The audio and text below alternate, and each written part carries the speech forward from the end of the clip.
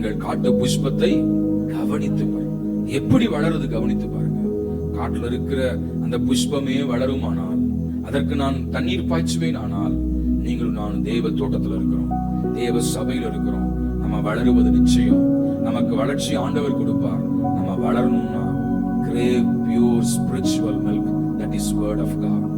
களங்கமில்லாத ஞானப்பாலை பருகிக் கொண்டே இருக்கணும், வளர முடியும். எப்படி வளருவோமா? கேதுருவை போல வளருவோம். அல்லேலூயா. நம்ம வாழ்க்கை அண்ணாந்து பார்க்கிற வாழ்க்கையா இருக்கும், உயர்வான வாழ்க்கையா இருக்கும்.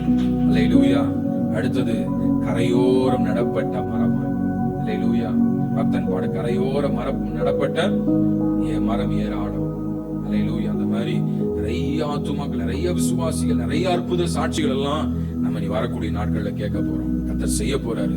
உங்களை கனிதரும் விருட்சங்களை ஆண்டவர் வைக்கிறார்னா என்ன செய்யணும்? சபையிலிருந்து புறப்பட்டு வருகிற நதி, பரிசுத்த ஸ்தலத்திலிருந்து புறப்பட்டு வருகிற நதி, அந்த நதியில மூழ்கி இருக்கணும்.